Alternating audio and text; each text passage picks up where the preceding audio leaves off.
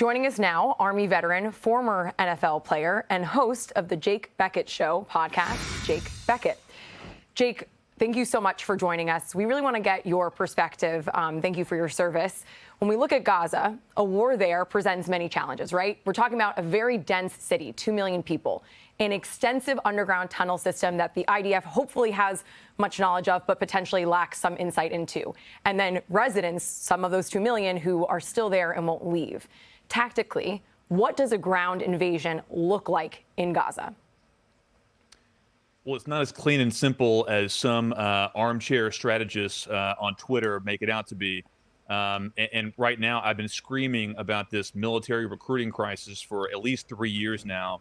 And I'm pretty sure the Biden administration would like to have more red-blooded American patriots or MAGA extremists in the military now than he did when he first started to wage war on our military capacity, as well as the Special Forces troops, Navy SEALs, people who were run off because of the mandates that were placed upon the military over the past 2 years. But you are correct. This, an armored invasion into a dense city center. You can go back to Stalingrad in World War II. There are many examples. It is dirty. It is messy. It's hard to maneuver in those tight spaces. There are sniper nests everywhere in these dense city centers with narrow streets, tall buildings. You have to clear those buildings floor by floor or destroy them. So it's going to be a very tough fight ahead if indeed this invasion goes forward. Jake, I want you to listen to thoughts by David Bellavia talking about what it looks like to go into Gaza and some of the rules of engagement, you might say. Listen to this. Subterranean fighting, tunnel fighting, this is rough business. And honestly, you know, if the enemy, the terrorists, Hamas and Hezbollah, they pride themselves on asymmetrical fights. Terrorists die in mass when they decide to go up against conventional armies and fight conventionally. This is a fight that ends in tears and in bloodshed for Hamas, but getting from point A to point B in an urban landscape like northern Gaza right now with all that rubble, that's some of the most difficult fighting we can imagine.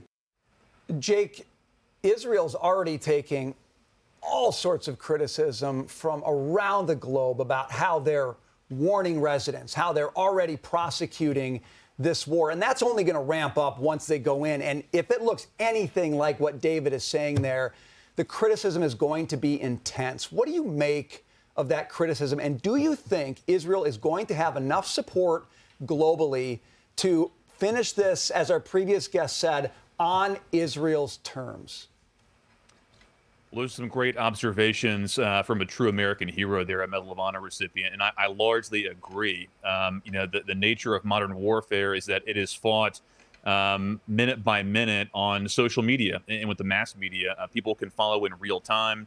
When I was deployed to Iraq with the 101st Airborne Division, we would see some of our enemies posting on Snapchat and social media in real time. So it's really amazing. What the average person back home can see what's happening on the ground in real time. But with that comes the propaganda. And you're going to see both sides in this conflict try to utilize propaganda to harness public opinion, because winning the public opinion battle sometimes is just as important as winning the battle on the ground, because that's how you get resources. That's how you mobilize public opinion, worldwide opinion in your favor. So in many cases, you can't sleep on that. That sometimes can be just as important as the tactics on the ground, winning the propaganda war. Jake, real quick, in the time we have left, can I ask you about the threat that came over the weekend from Iran? Reports indicate that they're essentially saying if Israel does invade with a ground invasion, that, there will be a massive earthquake.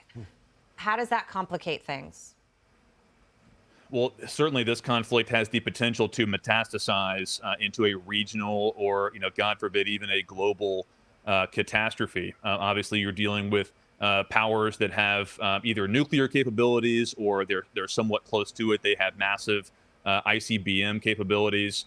We hope it doesn't come to that, but we'll see. I mean, this is the kind of conflict that no one wants to see. The ground invasion seems to have been delayed by weather or other factors. We'll see if that takes place, but ultimately there are other considerations, other countries that are watching very closely. Obviously, China. I mean, everyone knows they have their eyes on Taiwan. The world is a dangerous place right now. And again, just to go back, we've been saying this for years. The wages of weakness on the world stage is chaos. This is what happens under Joe Biden. Our enemies, 2 major wars have now started under his watch. And this is what happens when when our enemies worldwide see American weakness. Yeah, it doesn't appear to be a coincidence. Jake, thank you so much. Good to see you today. Thank you.